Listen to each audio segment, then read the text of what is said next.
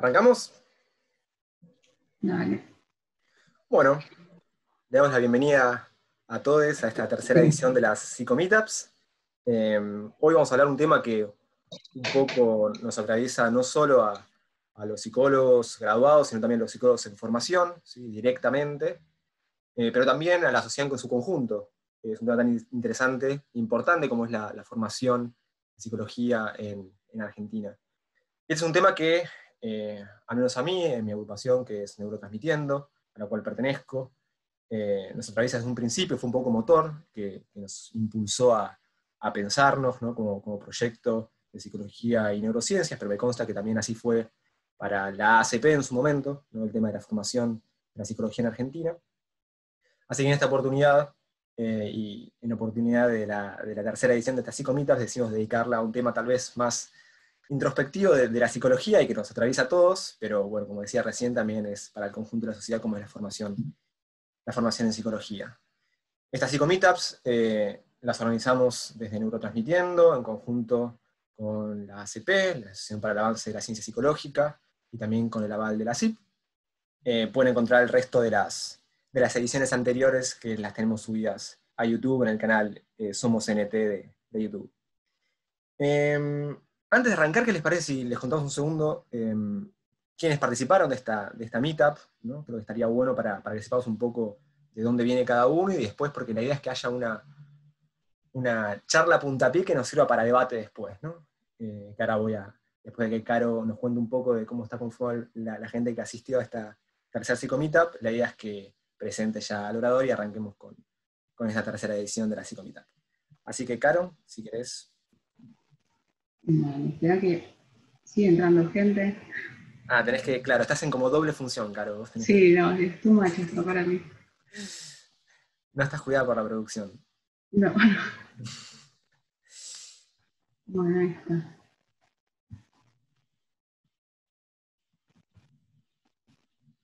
¿Tengo que dejar de compartir o ya te metes directo? No, yo puedo. Ahí está. Ahí Perfecto. ve mi pantalla. Sí. Genial. Bueno, hola a todos. Voy a prender mi cámara para que me vean. Yo soy Carolina. Estuve encargada de invitar a Catriel y también de armar el Eventbrite, donde ustedes se inscribieron. Y queríamos mostrarle un poquito quiénes somos los que estamos hoy en este debate. Primero que nada, como el tema de Catriel era sobre la formación en psicología en Argentina, a nosotros nos interesaba mucho que se inscribiera gente de todo el país. Por eso les pedimos que pongan de qué provincia eran. Nos alegra un montón que se haya anotado gente de un montón de provincias. Hay algunas a las que todavía no llegamos, pero bueno, recién la tercera mitad. Y también hay gente de otros países que se anotaron para chusmear. Así que estaría buenísimo que después, cuando hagamos el debate, también nos cuenten un poco cómo es la situación de las carreras de psicología en sus países, porque puede ser que estén pasando por algo parecido a nosotros, o que sus carreras estén buenísimas y nosotros nos estemos perdiendo de algo. Así que los invito a que participen después y les agradezco mucho que se interesen en el tema.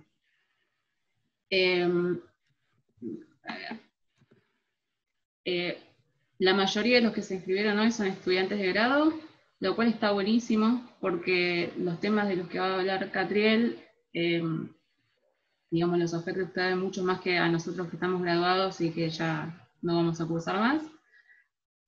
Con respecto a las universidades, este es el top 6.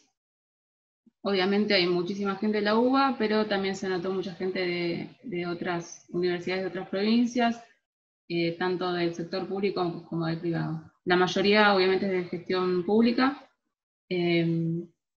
pero como ven hay representación de ambos.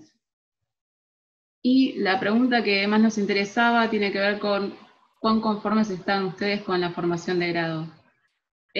A mí personalmente cuando vi estos resultados, yo me sorprendí porque no esperaba que la respuesta más popular fuera que estaban conformes. Eso obviamente es un sesgo mío por haber estudiado en la UBA, pero bueno, cuando vi esto dije, acá hay algo que no sé qué está pasando, así que separé estos datos según el tipo de gestión. Y lo que veo es que las universidades de gestión pública sí condicen con mi predicción de cómo iba a ser la conformidad con la carrera de grado. Pero bueno, después veremos si algo de esto correlaciona con lo que va a hablar Catriel después. Bueno, hasta acá lo que tiene que ver con las preguntas que les hicimos. Esperen un segundo. Acá Manu me parece que pegó en el chat el link al Slido, que es donde vamos a estar recibiendo las preguntas para Catriel.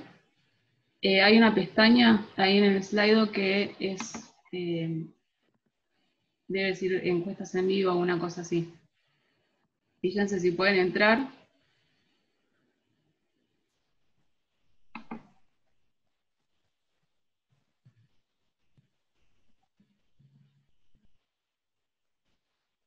Se pueden desmutear para decirme si los ven o no.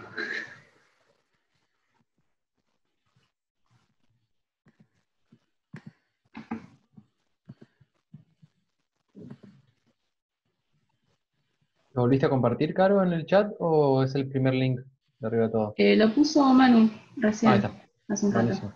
Ese es el link. Pueden entrar ahí y van a ver la parte de encuestas. Hay una encuesta en vivo. Ahora voy a Sí, compartir dice la pantalla encuesta para en que vivo acá está. o... Ahí están respondiendo. Esperen un momento que voy a compartir mi pantalla.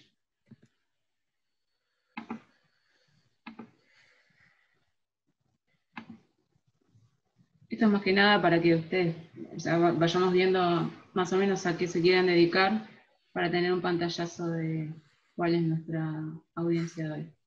Bueno, investigación, neurociencia.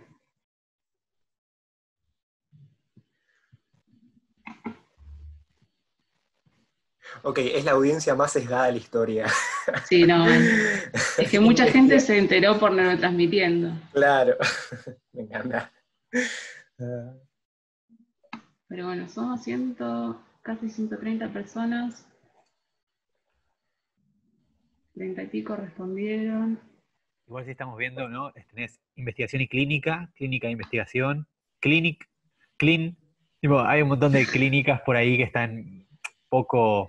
Quiero destacar que alguien puso no sé aún. Mi corazón está con esa persona. Mucha gente aún no sabe qué quiere hacer, así que no sé, un jugador de LOL va a ganar más que todos nosotros. Va a ganar más que todos nosotros juntos.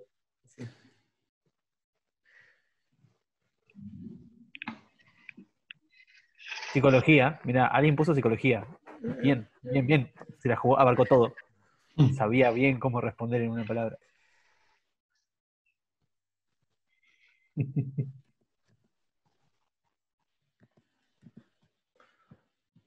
Bueno, esto lo podríamos dejar las 2 horas hasta que veamos cómo Sí. sigue cambiando, pero creo que ya se mostró un punto. El punto fue que está súper sesgada la muestra hoy.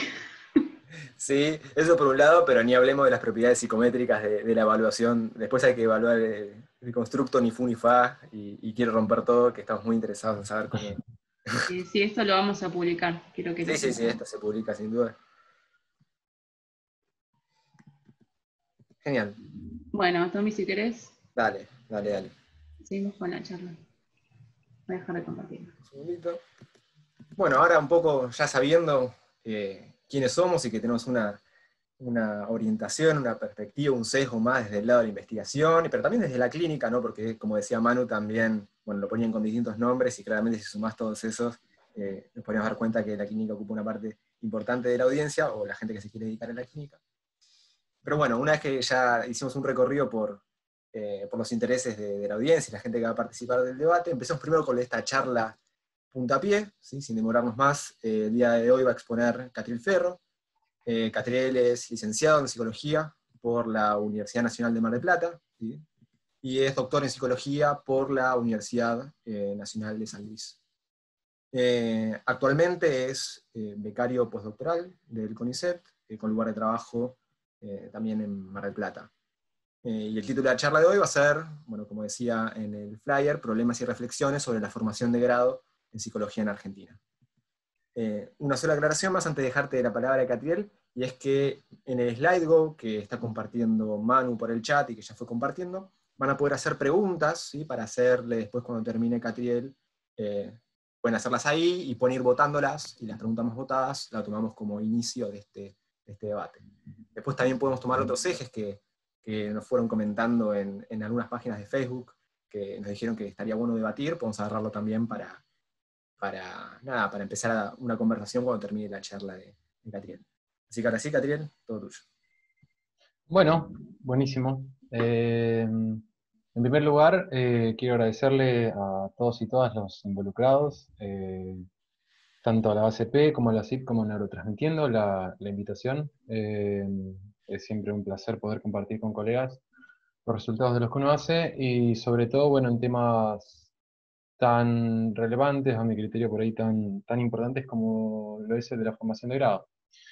Mi idea es, a lo largo de la próxima media hora, 40 minutos, espero no extenderme demasiado, dar una síntesis de lo que fue mi investigación doctoral, que fue una investigación empírica sobre la historia y el estado actual de las carreras de grado en psicología en Argentina. Voy a poner a compartir el Power.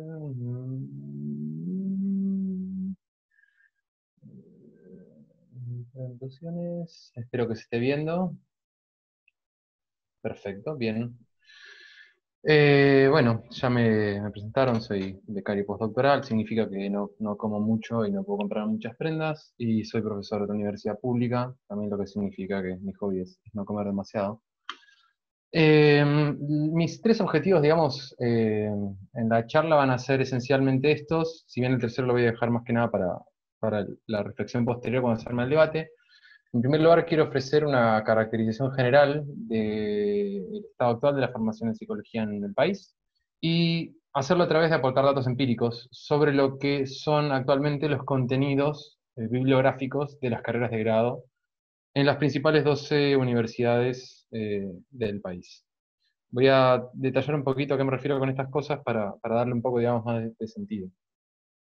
En mi investigación doctoral, que es el eje, digamos, de donde voy a extraer los datos que voy a exponer, tomé 12 carreras de psicología que son aquellas que tienen la mayor matrícula en el país. Son las 8 carreras de psicología de las principales universidades públicas.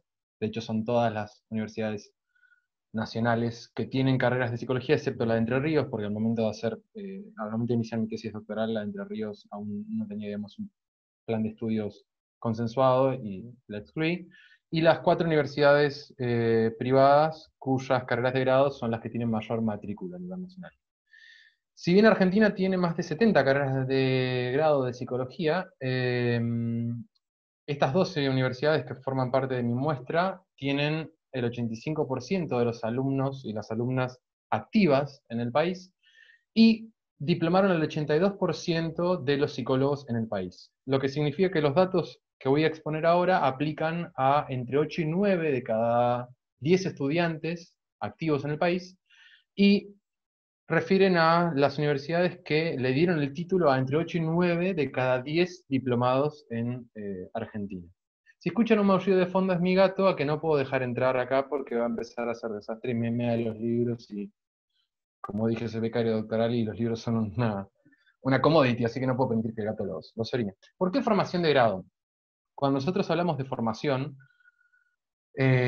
no estrictamente tenemos que hablar de formación de grado. La formación de un científico reconoce su inicio en una carrera de grado, pero usualmente se continúa en una carrera de postdoctorado, sea una especialización o sea un doctorado, y también la formación de grado incluye estadías de investigación, pasantías.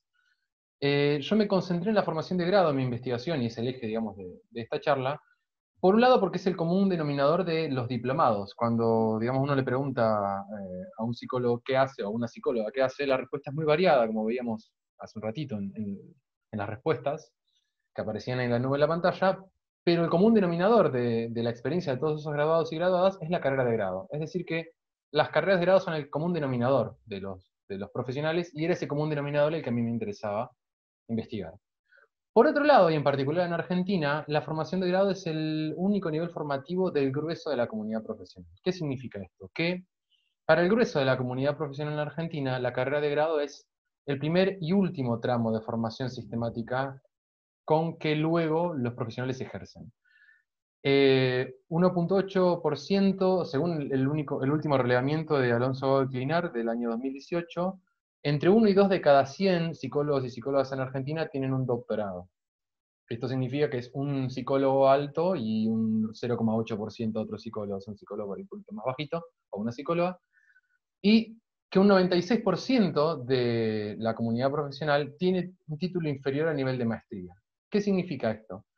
Que para la mayor parte de la comunidad profesional, la formación de grado, la formación que obtuvieron a lo largo de las asignaturas, en particular las asignaturas obligatorias, son el principal sostén, el principal recurso al que van precisamente a recurrir, valga la redundancia, al momento de desempeñarse como profesional.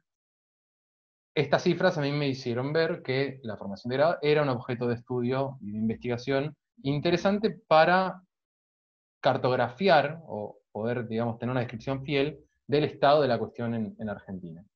Pero bueno, ¿por qué insistir, también la formación de grado, pero por qué insistir en datos empíricos, públicos, chequeables, revisables? Pues yo voy a presentar muchos datos cuantitativos en esta presentación.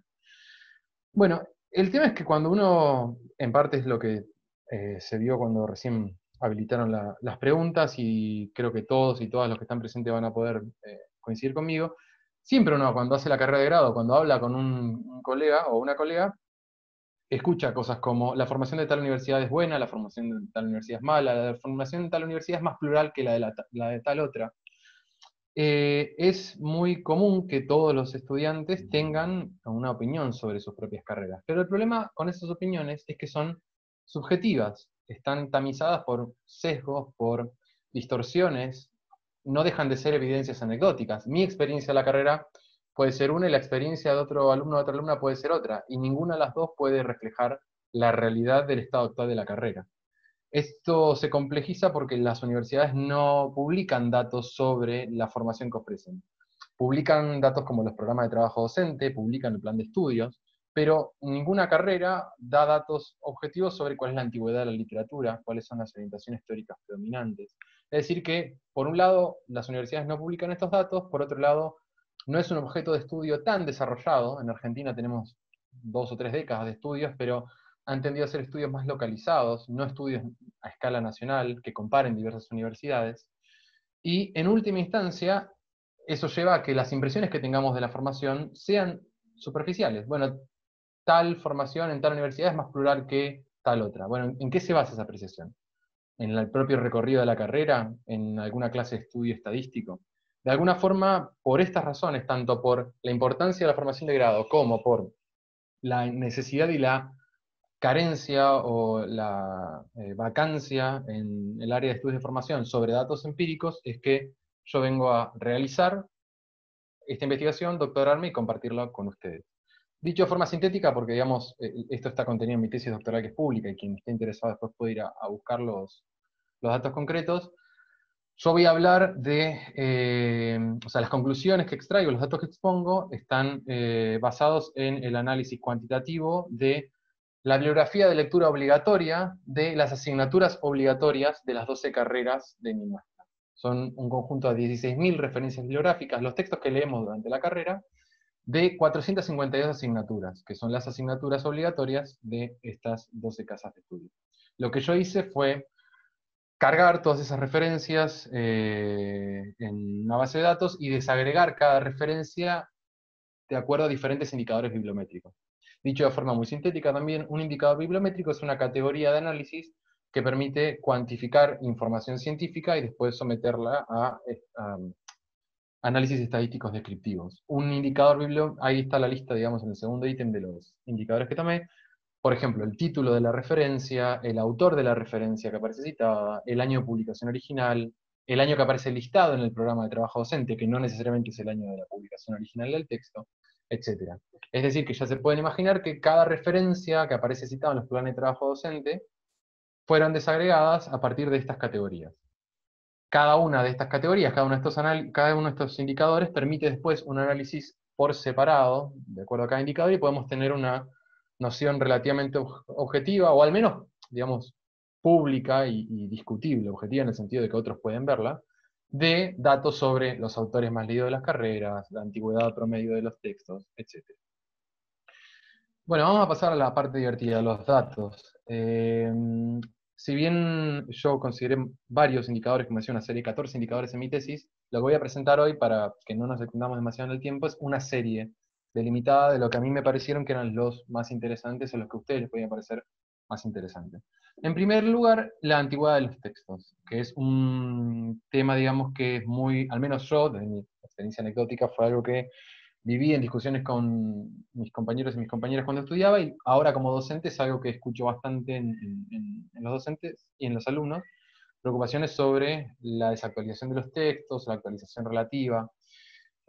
A partir de la investigación que pude realizar, uno de los datos más interesantes y significativos es el que aparece volcado en esta diapositiva. Pueden ver que cada columna es una de las carreras de mi muestra, y en rojo pueden ver la distribución de la media de los textos para cada carrera, en rojo sin considerar los textos antes del siglo X, y en naranja la media de publicación de los textos considerando los textos previos al siglo X. Consideré los textos previos al siglo X porque, bueno, son textos que de hecho están incluidos en las carreras y no me parecía apropiado eliminarlos sin considerarlos. Así que si quieren tener, digamos, una noción ajustada y no distorsionada por esos textos que, digamos, son muy extremos, quédense con la línea roja. Como se puede observar ahí, uno de los primeros hallazgos de investigación fue que el año promedio de la publicación de la literatura de las carreras es el año 1979. De acuerdo a la carrera que consideremos, el rango varía entre 1971 y 1982, pero en ningún caso el promedio de la publicación de los textos es posterior al año 1982. De hecho, hay casos de carreras donde la literatura promedio está publicada en el año 1971 y en otros casos en el año 1973. ¿Qué significa esto? Porque por ahí, digamos, la tabla es como fea y son muchos números. ¿Qué significan estos datos? Bueno, en primer lugar, que uno de cada 4 textos que leen los estudiantes está publicado en el año 1969 o antes. Es decir, que tiene una media de 49 años de antigüedad. Otro de esos 4 textos va a estar publicado antes del año 1995, o sea que va a tener 24 años de antigüedad. Y el tercero de cada 4 textos va a estar publicado antes del 2006, es decir que va a tener como mínimo 2 años de antigüedad. ¿Por qué es importante tanto debatir sobre esto como hacer este tipo de diferenciaciones? Porque por necesidad, los textos que estén publicados a partir de cierto año no van a hacerse eco de descubrimientos o de planteos o de hallazgos que sean posteriores. Si yo publico algo en 1960, necesariamente, a menos que tenga una máquina del tiempo, voy a poder incluir en ese texto descubrimientos de años posteriores. Y bueno, ¿qué pasó desde 1969, ¿no? O de la década del 60? Bueno, muchas cosas. En primer lugar, en la década del 60 se publicó el mejor disco de la historia, que es Pet Sounds de los Beach Boys, pero también comienzan a darse, por ejemplo, las primeras jornadas nacionales sobre investigación en psicoterapia. Para que tengamos una idea, hasta el año 1961-62, los psicólogos y las psicólogas estábamos en babia, como diría mi abuela, sobre si la psicoterapia funcionaba o no, qué de la psicoterapia funcionaba, qué tipos de psicoterapias eran más eficientes que otras.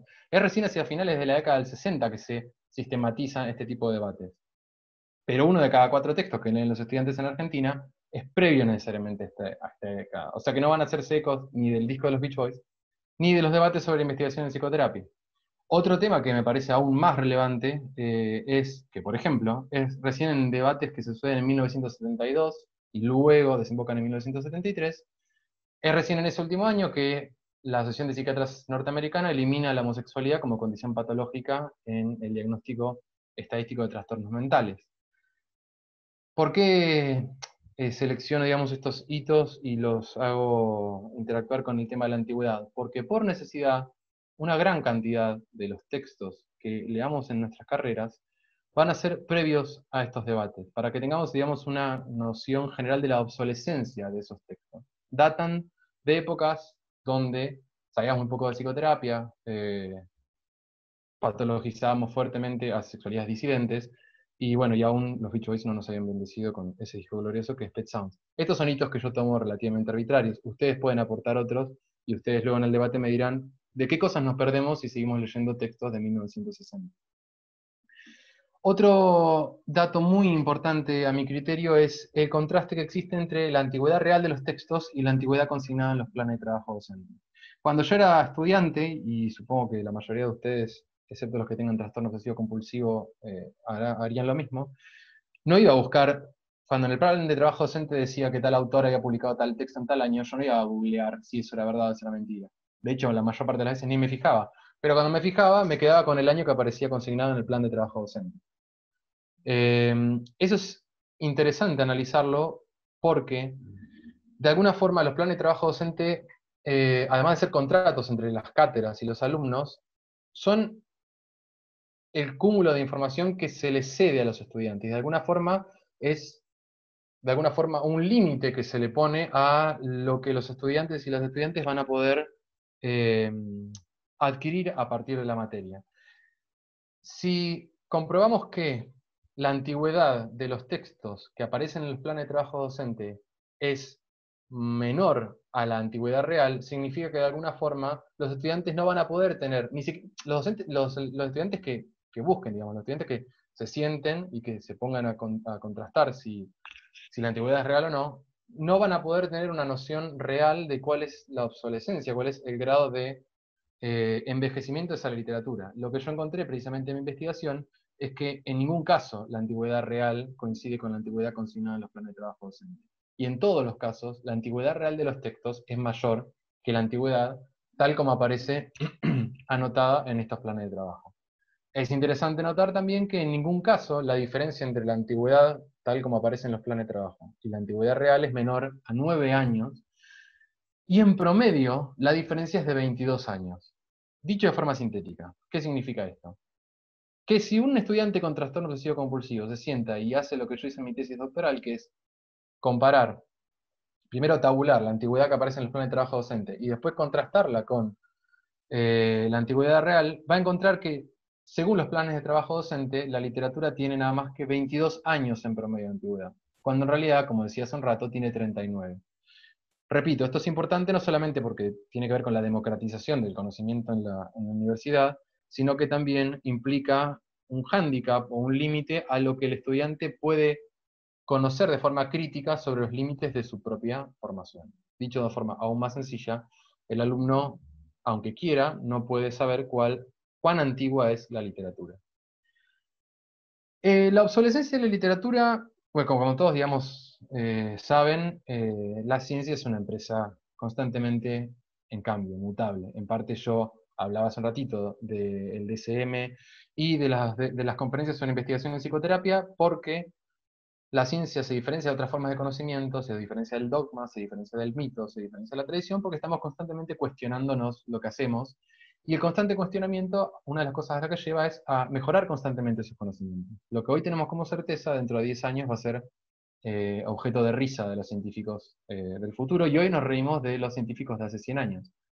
Eso es una de las fortalezas que tiene la empresa científica, lo que conduce a que uno, digamos, de los criterios de calidad, tanto en la investigación como en la formación de los científicos y de los psicólogos como parte de los científicos, es que la literatura con la que se forman tiene que estar actualizada. La obsolescencia precisamente refiere al grado de desactualización de la literatura. Y de acuerdo a un criterio bastante consensuado, tanto en las mal llamadas ciencias duras como en las mal llamadas ciencias blandas, uno de los criterios para estimar la obsolescencia de la literatura es el criterio de los 5 años. Se estima, sobre todo en áreas fuertemente guiadas por la investigación empírica, por ejemplo, como la psicofarmacología o la psicología clínica, que los conocimientos tienden a volverse obsoletos a los 5 años de publicado. Lo que yo hice en mi investigación doctoral fue analizar qué porcentaje de textos habían sido publicados en los últimos 5 años en las carreras, atajándome a posibles críticas y a posibles revisores que objetaran que es un criterio muy estricto, y que quizá un texto de 6 o 7 o 10 años sigue siendo vigente en ciertas áreas de la psicología, también computé los textos que habían sido publicados los últimos 10 años. Por lo que en el gráfico que estoy mostrando ahora pueden observar en rojo el porcentaje de textos dentro de cada carrera que fue publicado en los últimos 10 años, y en naranja el porcentaje de texto que fue publicado en los últimos 5 años. Como datos significativos también encontramos que 5 de cada 100 textos en promedio tienen 5 o menos años de antigüedad. Es decir que 5 de cada 100 textos que lean los estudiantes de las carreras que yo elegí para este estudio cumplen con un criterio básico de actualización. Aún si extendemos el criterio a 10 años, 15 de cada 100 textos cumplen ese criterio. Es decir que 85 de cada 100 textos que lean los y las estudiantes van a tener más de una década de antigüedad, con todo lo que eso implica. Ahora no nos vamos a meter, y quizás después si quieren los podemos discutir, pero si bien que un texto sea reciente no es garante de su calidad, es decir, que un texto se haya publicado ayer no quiere decir que sea pertinente, relevante o verdadero, la inversa no se cumple. Sabemos que un texto desactualizado, por lo que decía hace un rato, no se va a ver hecho eco de los debates contemporáneos. Y una de las formas entonces más seguras de poder certificar la pertinencia, la validez y la relevancia de los conocimientos es su actualización. Pero estos datos precisamente indicarían que solamente un porcentaje muy reducido de textos cumplen con esos criterios. Respecto a la internacionalización, ¿qué es la internacionalización? La internacionalización es la inclusión de algo, una ciencia, una carrera universitaria, un investigador, en un marco más general de nivel internacional de debate y de producción científica. Una carrera de grado se dice que está internacionalizada cuando incorpora de forma sistemática textos de autores de otros países. Un investigador está internacionalizado cuando tiene contacto directo y asiduo con colegas de otros países, y así. La idea es que la ciencia no es provincialista, la ciencia no es producto, digamos, de unos pocos iluminados, y que es una empresa colaborativa e internacional. Y que no se puede hacer buena ciencia, no se puede formar buenos científicos si solamente vemos lo que producimos en nuestra aldea. Lo que a mí me interesaba hacer en la tesis doctoral era evaluar de alguna forma cuál era el grado de internacionalización de nuestras carreras. Y una de las formas más objetivas y consensuadas para hacerlo, es analizar la procedencia de los autores, es decir, la nacionalidad de los autores de las referencias.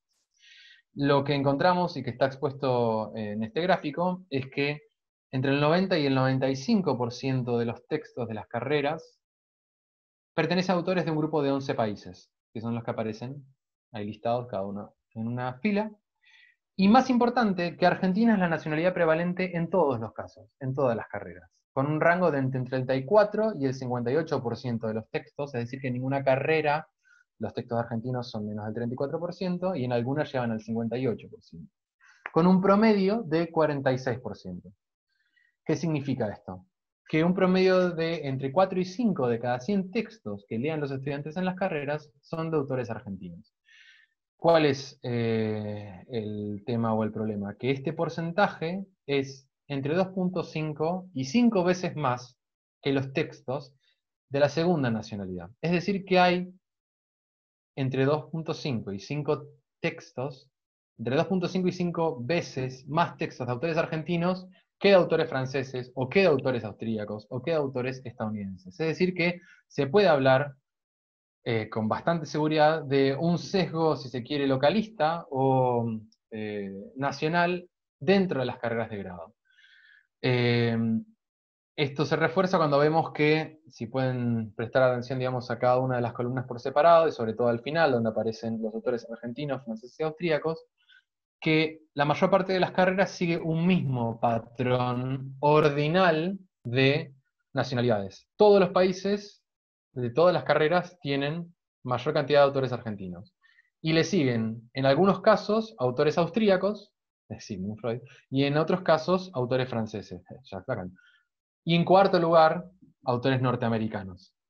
Esto es importante porque se vincula con algo que dije muy al comienzo. Cuando nosotros como estudiantes hablamos de nuestra formación, tendemos a tener perspectivas sesgadas en el sentido de que no disponemos de la totalidad de los datos relevantes sobre la formación que obtenemos para hacer para derivar conclusiones válidas. Yo hablo bien o mal de mi formación después de haberla transitado, pero la transité como estudiante, cursando las materias de forma ordenada, rindiendo los exámenes. Cuando ponemos toda la data sobre la mesa, como traté de hacer yo en mi tesis, y vemos esto, por ejemplo, esta tabla, lo que encontramos es que hay patrones implícitos, o lo que llaman énfasis curriculares implícitos, comunes a las carreras. ¿Qué significa esto? Que no es casual.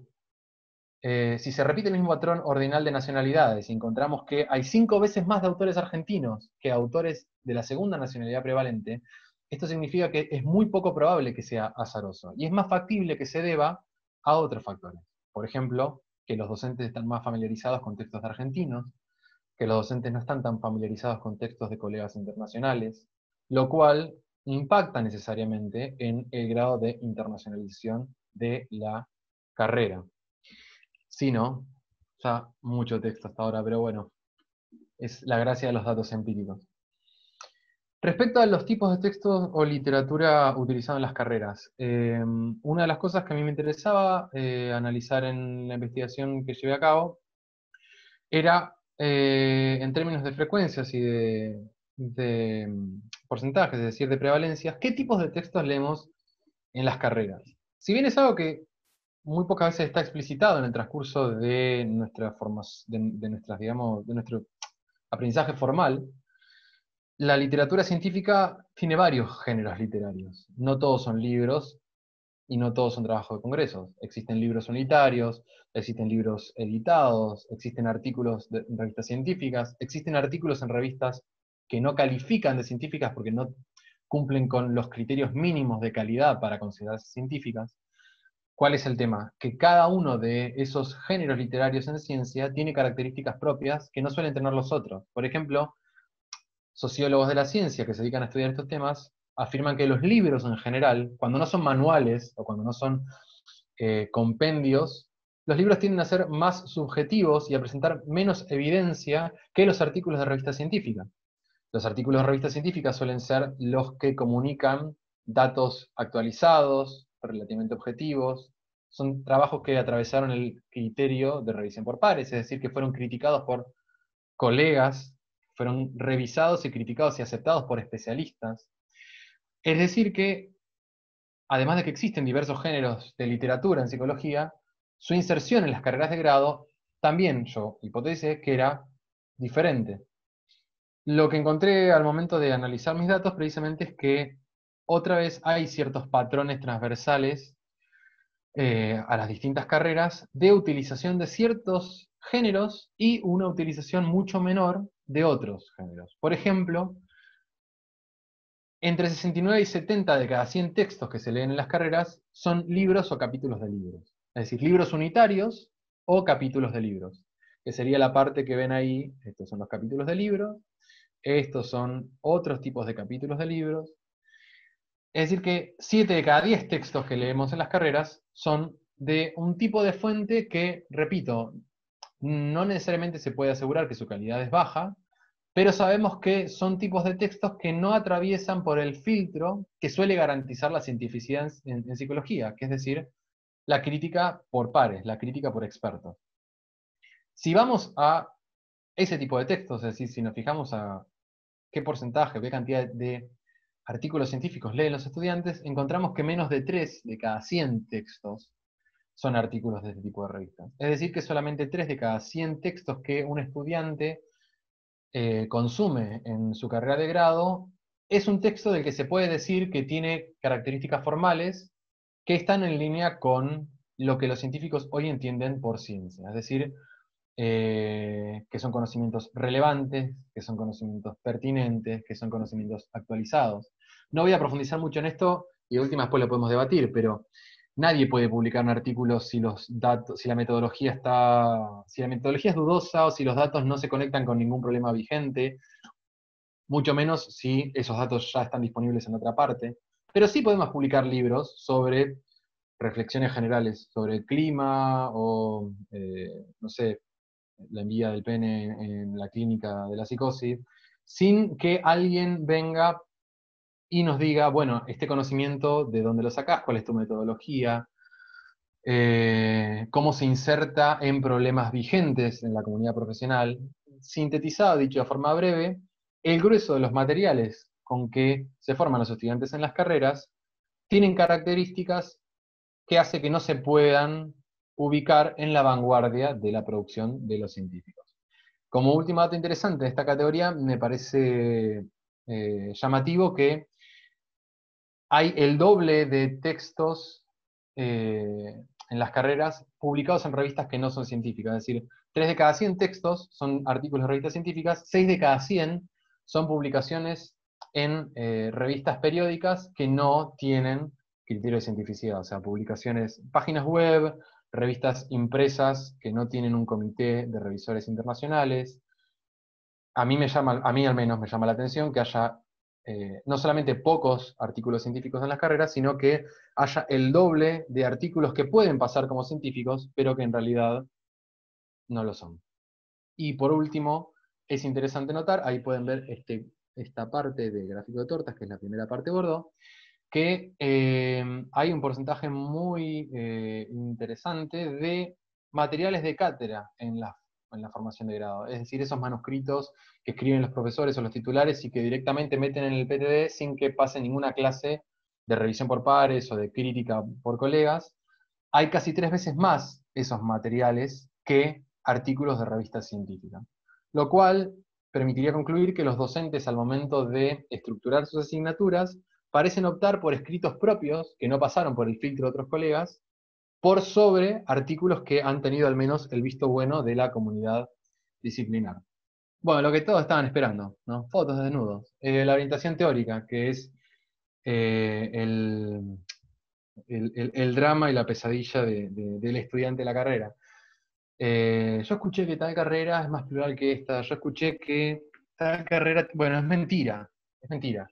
El psicoanálisis es la corriente dominante en todas las carreras de grado del país, al menos de las 12, digamos, cuando yo hablo del país me refiero a mi tesis doctoral. Es la teoría dominante en todas las carreras de la muestra. Chocolate por la noticia, porque esto, digamos, es algo que, digamos, se sabe. Lo que a mí me interesaba en la tesis era darle precisión a esa hipótesis. ¿Cuán dominante es? ¿Cuáles son los, entre comillas, contrincantes del psicoanálisis en las carreras de grado? Necesitamos datos duros, necesitamos estadística. Lo que encontré es que en ningún caso, en ninguna de las carreras de mi muestra, el psicoanálisis comporta menos del 35% de las referencias, y que en la mayoría de las carreras ocupa entre el 49 y el 56% de los textos, con un promedio del 56,9%. ¿Qué significa esto? Volviendo a la comparación que ya estoy usando hace un rato, que entre 5 y 6 de cada 10 textos van a ser de una orientación clara y excluyentemente psicoanalítica. Respecto a las otras orientaciones teóricas, hay una diferencia de entre el 20 y el 60%, depende de qué carrera tomemos, entre los textos psicoanalíticos y los textos de la segunda orientación teórica más prevalente. Es decir, que no solamente, ya con estos datos podemos concluir, no solamente que el psicoanálisis es la corriente dominante, sino que es dominante por mucho, por una gran brecha que lo ubica como corriente, repito, no solamente predominante, sino exclusiva y excluyente. De cada 100 textos que leen los estudiantes en las carreras, entre 7 y 8 van a ser de orientación cognitiva, 3 van a ser de orientación constructivista, entre 1 y 2 van a ser explícitamente transteóricos, entre 1 y 2 van a ser sistémicos, menos de 1 va a ser humanista, pobre Rogers, 1 solo va a ser de orientación comportamental. Es decir, que, y este dato me parece importante y me gustaría, digamos, que presten la mayor atención posible, hay 7 veces más textos psicoanalíticos que textos cognitivos en las carreras, porque el cognitivismo es la segunda orientación teórica prevalente, pero como dije, por mucho es el segundo lugar. Hay 7 veces más textos psicoanalíticos que cognitivos, y, un dato más interesante aún, hay 2.5, o sea, digamos, hay un 250% más textos psicoanalíticos que los textos de todas las otras orientaciones juntas. Es decir, que por cada texto de cualquier orientación no psicoanalítica que leamos, va a haber 2 textos y medio psicoanalíticos. 2 textos enteros y un texto que partimos al medio de la frustración porque no entendemos por qué leemos el mismo texto por vez 20ª en una materia siendo que ya lo leímos.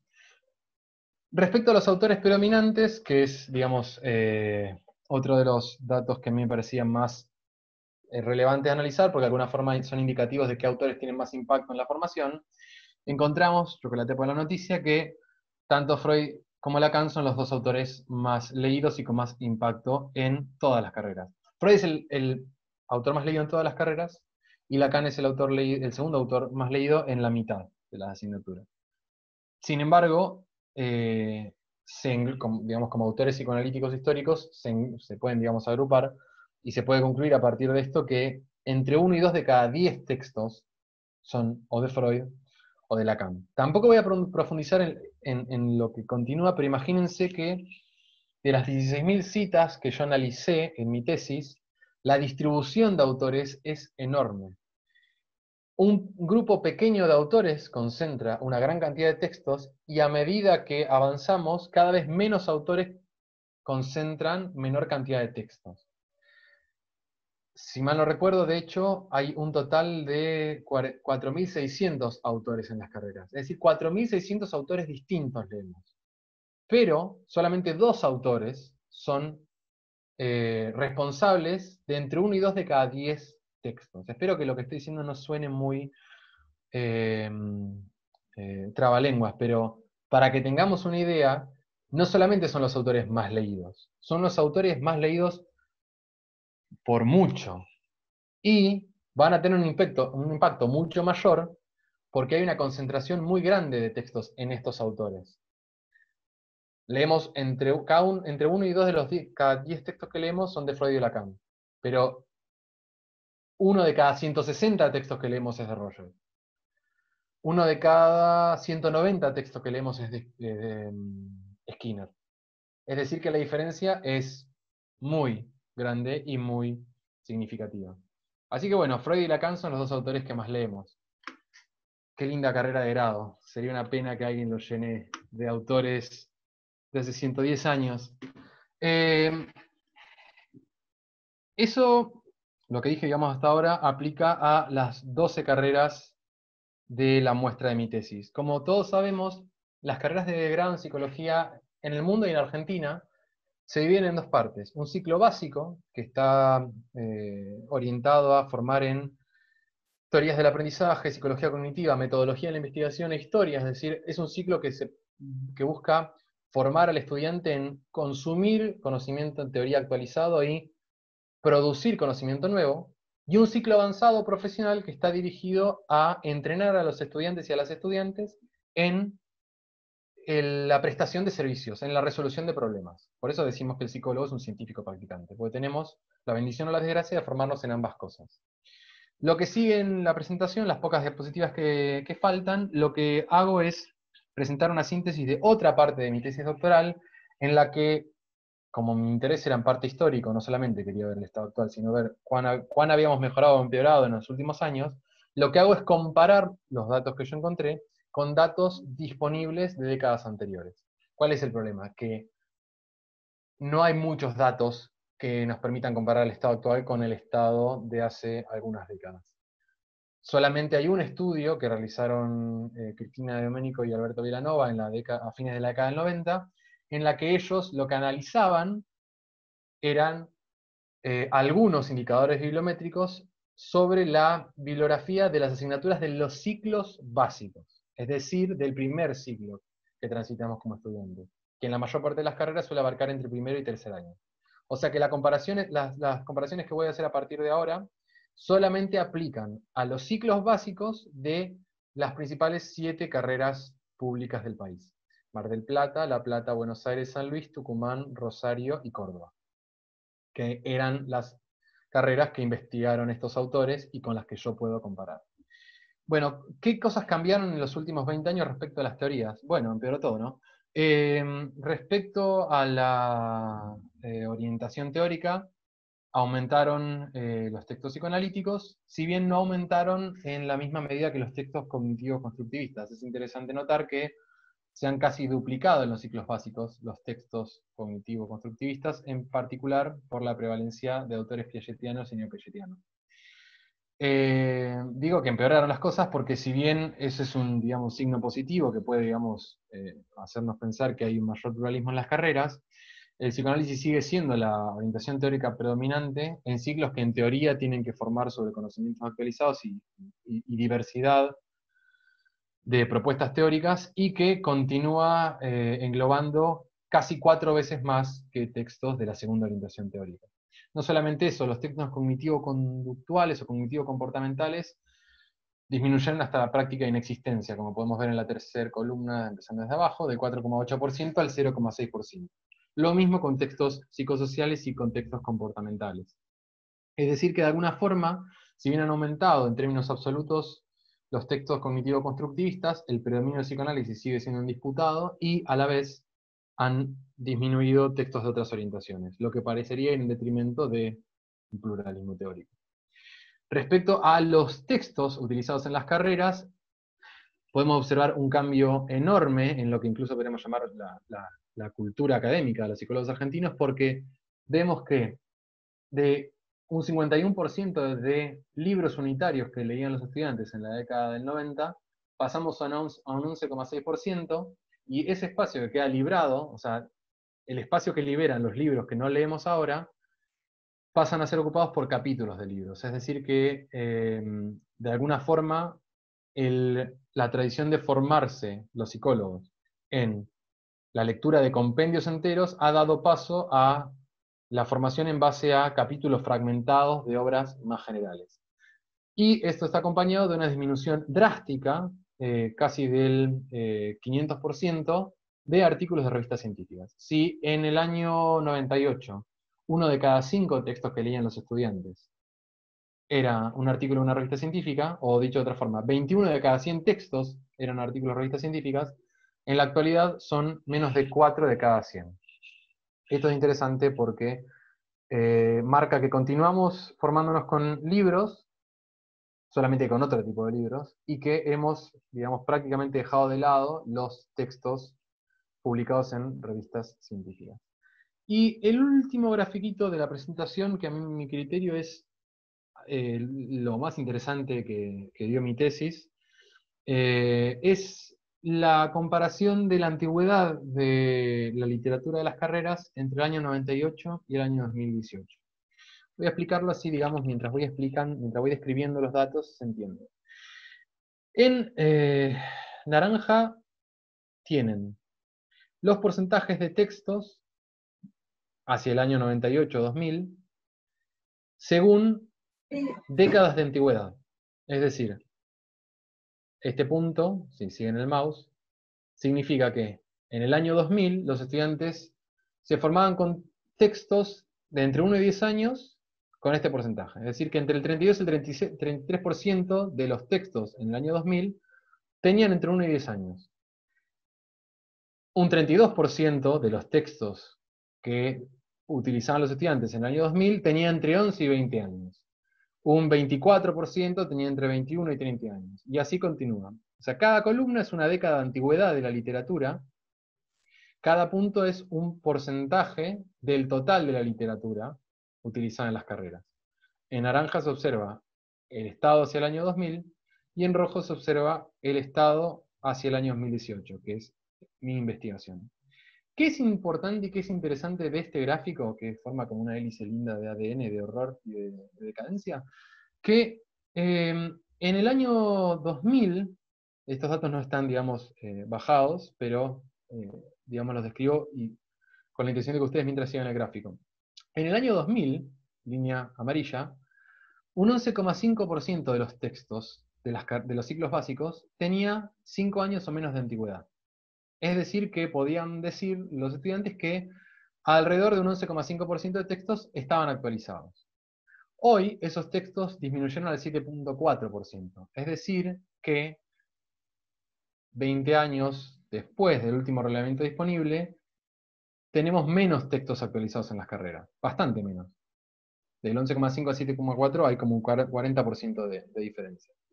Un dato aún más interesante es que, y esto es lo que pretendo destacar, que en el año 2000 el 95% de la bibliografía había sido publicado en los últimos 50 años. Si siguen el mouse, fíjense que de acá, acá hay una gran caída. El grueso de los textos, alrededor de un 90%, había sido publicado en los últimos 30 o 40 años, si se quiere, 50. Y después, de acá en adelante, fíjense, que el gráfico prácticamente tiene porcentajes nulos, ¿no? La línea naranja. Lo que significa que el 95% de los textos en el año 2000, o 95 de cada 100 textos, tenía 5 décadas de antigüedad. Y nada más un 5% de textos, que es el poquito que se suma a partir de acá, tenía entre 60 y 130 años.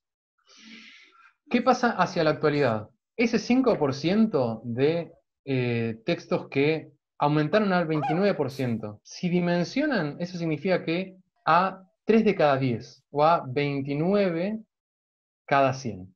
Es decir, que prácticamente se sextuplicaron los textos desactualizados.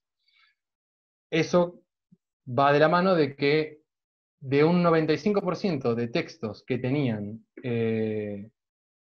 ¿cuánto dije? 5 décadas o menos, pasamos a un 71%. ¿Qué significan tantos datos? ¿Por qué estoy deteniéndome tanto en esto? ¿Cuál es el sentido de la vida? No solamente en estos últimos 20 años los textos se desactualizaron en las carreras, sino que aumentó en gran medida la cantidad de textos desactualizados.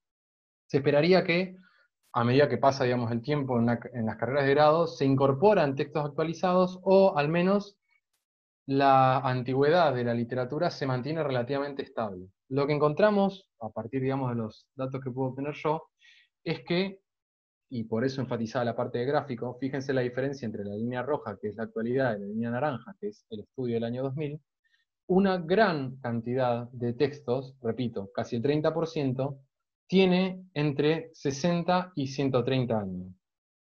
Bueno, me van a decir, ¿qué importa? ¿Por qué importa que 30% de los textos tenga tanta antigüedad? Bueno, sucede que en los últimos 130 años hubo algunos avances en la disciplina, y para tomar perspectiva, como hice al comienzo de la charla, está bueno repasar algunas de las cosas que cambiaron en este último siglo y medio en la disciplina. A fines del siglo XIX y comienzo del siglo XX se proponía el coeficiente R de Pearson, que es uno de los estadísticos básicos en psicología para correlacionar entre dos variables. Un porcentaje bastante considerable de textos en las carreras no van a hacerse eco siquiera de este tipo de descubrimientos, porque el descubrimiento es posterior a los textos.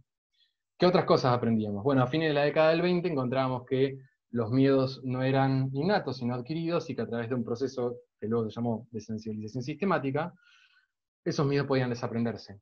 Esto se descubrió en la década del 20 o del 30, pero necesariamente va a ser algo que esté excluido de textos de la década de 1890, de 1900, de 1910. ¿Qué otras cosas descubrimos? La penicilina. Cuando alguien tenía un hijo, cuando alguien tenía una infección en el año 1920, se le amputaba la pierna y probablemente muriera. Desde entonces descubrimos cosas como la penicilina, que permite combatir infecciones generales y que nos aumenta la calidad de vida. Pero una gran cantidad de textos no va a hacerse eco de esto porque es bastante viejita. Otra cosa que se descubrió entre los textos que leemos y otra cosa que se descubrió desde que se publicaban los textos que leemos es el fuego. En algún momento un grupo de personas descubrió que cocinando la comida se obtenían más nutrientes y nos hacían menos daño al cuerpo. Y descubrieron este invento maravilloso que hoy tenemos en nuestras cocinas, pero algunos de los textos que leemos en las carreras son previos a la invención del fuego. Y por último, otro descubrimiento muy bueno, que es argentino, es el peronismo, una doctrina política y económica nacida en la década del 40, que es 60 años posterior a una gran cantidad de textos que leemos en las carreras. Es decir que 3 de cada 10 textos en promedio no se van a hacer eco ni del R de Pearson, ni de la desensibilización sistemática, ni de la penicilina, ni del fuego, ni del peronismo. Dejando de lado, digamos, el recurso al humor, es un dato muy fuerte que no solamente haya un porcentaje tan elevado de textos tan desactualizados, sino que ese porcentaje haya aumentado en los últimos 20 años.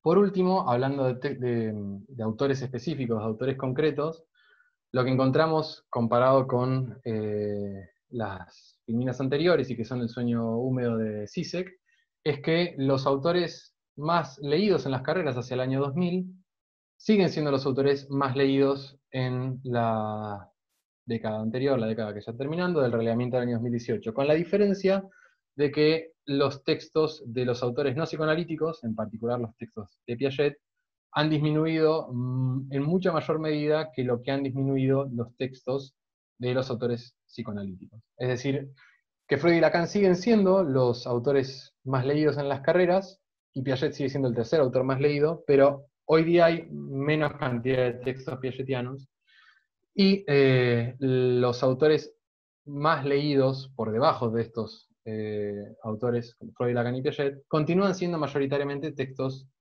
psicoanalíticos y de autores psicoanalíticos, nacionales o internacionales. Conclusiones. Estamos así más o menos. Yo voy a formular, digamos, las conclusiones en formas de preguntas porque me interesa más que responderlas, que se planteen en forma de debate, y porque, digamos, estoy convencido de que mis datos no son conclusivos y que se requieren más estudios en profundidad, pero que cuanto menos permiten, digamos, plantear ciertos cuestionamientos al interior de la comunidad profesional que tenemos que hacernos nosotros, como docentes y como investigadores. En primer lugar, si los autores que tienen mayor impacto en las carreras son autores representativos de la historia y de la actualidad de la disciplina. Son dos cosas separadas, que en Argentina tienden a confundirse, historia y actualidad. Pero si las separamos, los autores más leídos en las carreras y que tienen mayor impacto en el estudiantado, ¿son aquellos que permiten tener una cartografía real y completa de la historia de la disciplina? Y si vamos a la cuestión de la actualidad, esos autores con mayor impacto, ¿logran agotar aquellos problemas que ocupan a la comunidad disciplinar, o sea, que concentran a los congresos y a los equipos de investigación y a las revistas? Respecto a las teorías, también, ¿son representativas del campo internacional? Es decir, las principales teorías que vemos, y con sus porcentajes y sus prevalencias en nuestras carreras de grado, ¿son representativas del mapa de la disciplina? Aun si lo fueran, aun si la psicología del año 2018 se dividiera entre psicoanalíticos y cognitivos, cosa que no es así, pero suponiéndolo, ¿esas teorías se presentan de forma ecuánime y distribuida al estudiantado? Es decir, ¿se presentan a pie de igualdad? ¿Se presentan con una cantidad semejante de cantidades de textos? ¿Los docentes los presentan de la misma forma crítica? Respecto a la actualización, ¿se puede obtener una formación actualizada, una formación en línea con lo que se exige de un científico practicante como es el psicólogo, a partir de textos que en promedio tienen 40 años de antigüedad? En promedio tienen 40 años de antigüedad. Se puede plantear la pregunta si se puede obtener una formación actualizada a partir de carreras que 3 de cada 10 textos tienen entre 6 y 13 décadas de antigüedad. ¿Refleja la psicología tal como se desarrolla hoy un texto de esas características? Las ideas que comunicamos como docentes en las carreras son las ideas que están discutiendo nuestros colegas a nivel internacional. Un investigador en Estados Unidos, un investigador en España, un investigador en Nueva Zelanda, un investigador en Alemania, ¿hablan los términos que nosotros dominamos en Argentina? ¿Se plantean los mismos problemas? ¿O hay un hiato, hay una separación? Y si hay una separación, ¿cuán grande es? Y si es grande, ¿qué efectos tiene en la formación de nosotros como científicos y practicantes? ¿Puede garantizarse la calidad, entendida como la verdad, la validez, la relevancia de los contenidos con una prevalencia de publicaciones que no cumplen con los parámetros básicos de cientificidad que los propios psicólogos nos pusimos como meta? Es decir, podemos hablar de una formación sistemática que nos prepare para investigar o para solucionar problemas sociales cuando la mayor parte de las publicaciones no ha sido producida por personas que saben investigar y que no han pasado por los canales oficiales de la ciencia, como lo son las revistas. Y por último, y me parece que sí es una pregunta que me interesa, digamos, debatir con todos los presentes y las presentes, es, bien, esto es una serie de problemas, pero nosotros, como docentes, ¿damos a los alumnos y a las alumnas las herramientas para que razonen y reflexionen sobre estas cuestiones? Yo decía al comienzo que este tipo de datos que yo presento en esta investigación son implícitos en las carreras porque no logran verse hasta que no los ponemos todos sobre la mesa y no hacemos estadísticos y no hacemos gráficos. Por necesidad, los estudiantes, al no hacer ese tipo de esfuerzos, no van a tener noción de estas cuestiones. Nosotros, como docentes, o nosotros como investigadores, ¿qué hacemos, si es que hacemos algo, para darle alguna clase de herramienta para que se planteen siquiera la existencia de estos problemas? No que los solucionen, sino que los reconozcan y que los puedan abordar en un futuro. Si consideramos que reconocer el problema es base para luego solucionarlo, me parece que, como decía el título de la charla, una de las reflexiones y uno de los problemas que tenemos a nivel de las carreras de grado es no solamente mejorar lo mejorable, que es bastante y es mucho, sino ver cómo comunicamos estos problemas al estudiantado para que ellos tengan noción de cuáles son las limitaciones y los bordes insondeables de la formación que ellos mismos están transcurriendo. Ese es, en esencia, el planteo, digamos, direccional, o sea, la bajada de línea que quiero hacer. Y lo que me interesa que siga ahora es un debate con ustedes y responder preguntas en función de lo que, digamos, haya surgido, de preguntas previas que tuvieron. Bueno, muchas gracias, Catriel. Espectacular. Estuvo increíble, increíble. Hay muchísimas preguntas, y no solo hay muchísimas preguntas, sino que mismo en el chat, no sé si a vos te parecía el pop-up, el cartelito, pero con cada diapositiva que pasaba había reacciones, Lo reacciones desactivé y penosas, lo voy digamos, a ir ante tus viendo. datos. Sí, sí, Lo sí. voy a ir viendo ahora. Voy a dejar de. Esperen que dejo de compartir. O sea, si la cuarentena y la angustia por ser lunes no era suficiente, bueno, tiraste una pila de escombros en la espalda. No, no, no hay que ser derrotista. O sea, yo me deprimí mucho haciendo la tesis, pero Me bueno. imagino, bueno, Hagamos, una de las preguntas rankings en el Slido era cómo hiciste para afrontar este tipo de trabajo durante el doctorado, ¿no? ¿Cómo hiciste? y no quiero ser lobby, pero sobreviví gracias a la psicoterapia cognitivo-comportamental. Mi terapeuta está detrás de. Están mis agradecimientos en la tesis. Eh, no, qué sé yo. Me interesaba el tema en general antes de empezar a investigarlo. Parte de la motivación surgió precisamente por darme cuenta que había problemas graves. Ahora hablo a título personal, ¿no? Pero cuando yo hice la carrera de grado acá en Bardel, me di cuenta de que había cosas que no cerraban, que la gente de otros países hablaba términos que yo no conocía, y que acá se daba un fenómeno muy particular, que es que nos enorgullecíamos de lo poco que sabíamos, o sea, hacíamos de nuestra ignorancia una fortaleza, como tratar de transformar la vacancia en una fortaleza, y fue como que eso me impulsó a investigar esto. Y a medida que juntaba los datos, nada, lloraba un poco, hacía gráficos, tablas, leía, estoy viendo los memes y sí. Eh, qué sé yo, también por momentos pensaba o me autoengañaba a mí mismo pensando que los datos iban a tener un impacto y que una vez que los publicara iba a llegar, digamos, a poblaciones, digamos, más generales, y de hecho lo ha tenido. O sea, los artículos que pude publicar y otros que están en prensa, cuando los comparto, alumnos, alumnas, docentes, se hacen eco, como que me dicen primero que está bueno y segundo que les ayuda a plantearse cosas que no sabían. Así que eso, pasé la investigación a base de psicoterapia, yoga y apoyo del grupo social. Me imagino. Había una de las preguntas, bueno, había un montón de preguntas, ¿no? Hay una específicamente que van por aspectos de la tesis, porque había muchas preguntas que iban más a, bueno, factores de cambio y cómo generar, que eso lo vamos a responder y vamos a encararlo, pero me parece primero ir al tema de tu Sí, tesis. ustedes. Había una pregunta que decía, ¿realizaste un análisis acerca de qué porcentaje de los autores argentinos corresponden con docentes de la misma universidad? Sí. Una de las variables que analicé, que no la presenté acá porque me parecía ya muy plomazo y que iba a tentar mucho la atención de todos, era ver, por un lado, qué porcentaje de textos estaban escritos por miembros activos de las cátedras, y después de aislar esos textos, analizarlos en términos bibliométricos. O sea, qué producción tienden a tener los docentes en las asignaturas, publican en revistas, en libros, si publican en revistas, en qué revistas, cuál es la desactualización relativa y la desactualización absoluta. En línea general, o sea, imagino que la pregunta iba para ese lado. Los análisis están en mi tesis y los pueden chequear si quieren, pero en líneas generales encontré un poco más de lo mismo. Una gran cantidad de textos de autores docentes, depende de cada carrera, pero en promedio un 14-15%, con carreras que llegan al 20%, es decir, que uno de cada 5 textos es de un docente de la cátedra.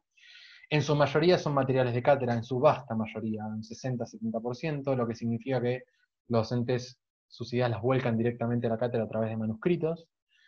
Una muy baja publicación en revistas científicas.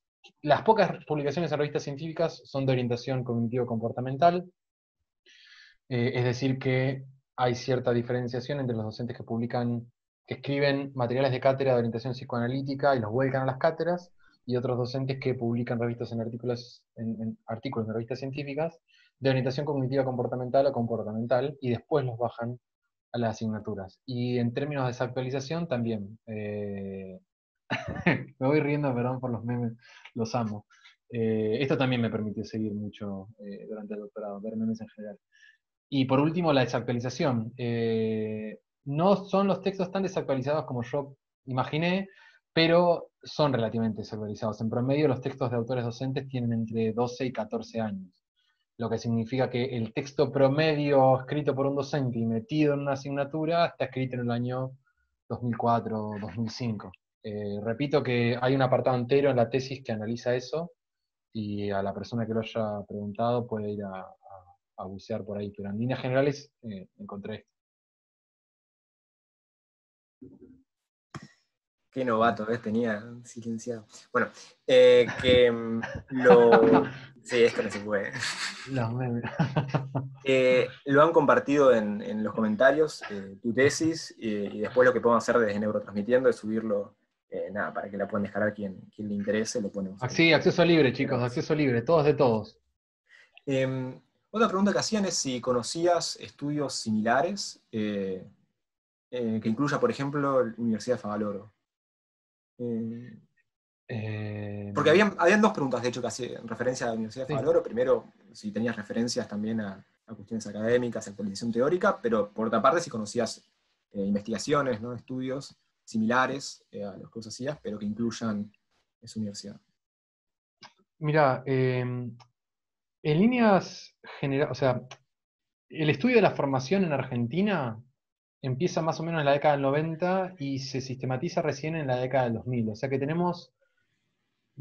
somos uno de los países que más piensa sobre la formación, y eso es positivo, no es tan común fuera de Argentina, pero dentro de Argentina tenemos pocos estudios. Y bueno, también parte de eso era el empuje de la tesis y lo que me mantenía fuera del Paco y del suicidio mientras la hacía, era pensar que por ahí era un estudio relativamente novedoso, porque pocos estudios hasta el momento han analizado a nivel nacional las carreras, pocos estudios las han comparado entre sí, y en línea con lo que me preguntás, las universidades privadas en general han sido no excluidas, pero dejadas de lado de los estudios cuantitativos sobre formación. El único trabajo sistemático, digamos, similar al mío, y que yo, digamos, lo tomo como un antecedente directo, que es la tesis doctoral de Sebastián Vázquez Ferrero, que es un profe de la Universidad Nacional de San Luis, está centrado en universidades nacionales. Los pocos estudios que yo conozco centrados en universidades privadas no han tomado la de Favaloro. Recuerdo haber leído dos textos, uno de Benatuil y otro, no recuerdo, creo que Benatuil y otra coautora, sobre competencias, es decir, formación en términos de competencias autopercibidas por estudiantes, que es otro área dentro de formación en psicología, que no estudia los contenidos bibliográficos de las materias, sino el efecto que tienen esos contenidos, es decir, cuán capacitados se perciben los estudiantes que son después de cursar ciertas asignaturas o no. En general, digamos, esos estudios se han centrado en universidades privadas, la Universidad Abierta Interamericana, la de Palermo, repito, creo que uno de los estudios considera la de Favaloro, pero no hay que yo sepa si hice bien la tesis, no debería haber, porque el estado del arte creo que lo hice de forma exhaustiva. No hay estudios cuantitativos sobre bibliografía en universidades privadas. Hay sí estudios sobre la formación en privadas, por ejemplo, la tesis doctoral de María Eugenia González, que es sobre el impacto del psicoanálisis en universidades argentinas, pero ella se centra en el testimonio de estudiantes y de docentes, y no de contenidos. No sé si respondí la pregunta, pero googleen formación, psicología, Favaloro, y en Google Scholar, en Google Común, y ahí les van a salir los estudios. En general no es una universidad que haya sido objeto de un análisis pormenorizado. Genial. Otra pregunta que iban haciendo por el Slido es, ¿Coniau sí o Coniau no? Que esto es un tema que medio que se discute a veces, pero de nombre, ¿no? Como sí, Coniau sí, pero sin mucha información tal vez. Capaz estaría bueno saber un poco más. Sí. El da para darse académico, digamos. ¿Coneau Sí, sí o bueno, Coneau no? da para darse era uno de los temas más votados en la Facultad de ¿Qué Psicología. hacemos con Coneau? Nos hizo match Coneau, ¿no? Super light. Y nos dicen, miren, vi tu foto de perfil y me parece que tu carrera estaría bueno que la revisemos. Y que nada, que hay que acreditarla. Así que, a ver, es un tema hiper complejo. No solamente porque tiene muchas aristas de análisis, sino porque es un asunto que está muy politizado y muy ideologizado, en mi perspectiva, en el mal sentido ideologizado, porque es todo un debate que, a ver, se parten de premisas muy generales y a veces erróneas, y de esas premisas se deducen consecuencias que no se siguen de la realidad. ¿A qué me refiero? En mi experiencia, y parte del marco teórico de la tesis, es un relevamiento de la discusión que empezó en los tempranos 2000 con la LES y la CONEAU, es que, en primer lugar, es una cuestión de hecho. CONEAU existe. Es un organismo que vino para quedarse. Y creo que depende, esta sería la primera parte de la respuesta, depende de cómo los psicólogos y las psicólogas, sobre todo los académicos, usamos la oportunidad que brinda la acreditación para mejorar o para mantener el statu quo de las carreras. Podemos seguir criticando a Coneau, podemos seguir criticando a la LES, podemos seguir criticando a todo lo que salió durante la década menemista, lo que yo no puedo hacer porque Radiohead es mi banda favorita y OK Computer salió en el 97, o sea que no, soy enemigo de esa igualación entre Menem y todo lo que pasó en la década 90 y lo malo, y tiende a verse, la LES es menemista y es mala, la CONEAU es menemista, es mala. No, el malo es Menem. Menem es el malo. La LES es una ley cuyo cumplimiento, además de que es obligatorio, se puede hacer aprovechando espacios para debatir y para mejorar las carreras. Lo mismo con EAU. Esa sería la primera parte de la respuesta. Es una cuestión de hecho, vino para quedarse. No podemos seguir, digamos, negando o como... Veo los memes y pierdo el hilo. No podemos, digamos, seguir tirándole piedras a algo que no va a acusar recibo de las piedras. Por otro lado, me parece que lo que necesitamos es, al interior de la comunidad profesional, es informarnos. Mucha gente, en mi experiencia al menos, critica a la CONEAU sin saber cuál es su función, cuál es su estructura, cuál es su relación real con las carreras de psicología. Al menos en mi experiencia como estudiante, que en Mar del Plata no fue tan problemático como sí lo fue en la U o en Comahue, que se tomaron las facultades y demás, se decía que la LES venía a bajarnos contenidos en las carreras, se decía que venían a medicalizarse los niños, decían que los psiquiatras estadounidenses nos bajaban contenidos. La segunda parte de la respuesta que te diría es que también hay un desconocimiento muy fuerte sobre el origen de la acreditación de las carreras y del mecanismo, en tres puntos concretos. Primero, la acreditación no está bajada top-down. En el 2002-2003, los psicólogos argentinos, a través de FEPRA, pedimos ser incluidos en el artículo 43 de la LES. Por muchas razones, pero entre otras para garantizar la calidad de las carreras a partir de procesos de acreditación. Segundo punto, la acreditación, como yo escuché asegurar a muchísima gente, no son psiquiatras del DSM que vienen a las carreras a meter contenidos cognitivo-conductuales. No, los parámetros y los estándares que se utilizan en los procesos de acreditación fueron diseñados durante una década, literal, una década de debates entre profesores y claustros docentes de universidades públicas y universidades privadas. Esos estándares que buscan respetarse en el proceso de acreditación los hicimos nosotros. Bueno, yo no, porque era chiquito, pero lo hicieron los psicólogos, o sea que no vienen a imponerse desde afuera. Y por último, el proceso de acreditación lo hacen pares, lo hacen psicólogos de carreras específicas que viajan a otras provincias, revisan planes de estudio, debaten.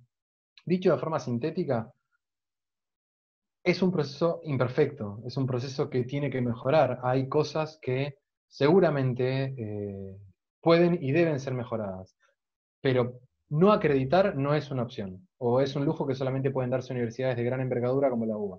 Si no se acredita, la carrera tiene problemas.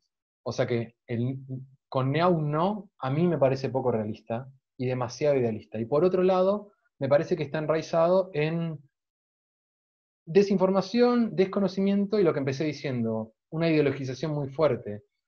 Algunos testimonios que yo leí que están citados en mi tesis dicen algo así como que los cambios en las carreras que pretende instalar la CONEAU van a permitir la flexibilización laboral y eso lo vinculan con el neoliberalismo y eso lo vinculan con que los psicólogos vamos a salir a medicalizar niños. La mayor parte de la gente que participa de estos debates tiene más de 18 años, o sea, somos mayor de edad. Se supone que tenemos cierto nivel cognitivo para permitirnos evitar falacias de muñeco de paja, informarnos un poco. Me parece que hay que bajar a tierra, mantener un debate, digamos, a un nivel lo más, no sé si empírico, pero realista posible, y dejar nada, de perseguir visiones muy desinformadas. Coneo sí o Coneo no. Yo le daría like, no super like, le daría like a Coneau y le diría de vernos en un lugar público, no le invitaría a mi casa, le diría de vernos en un lugar público y le preguntaría, bueno, ¿qué te gusta? ¿Cuál es tu composición? ¿Qué querés hacer con nuestras carreras? Y de ahí vamos viendo, pero bueno, yo también soy muy complicado, o sea, no me vas a encamar en la primera salida, así que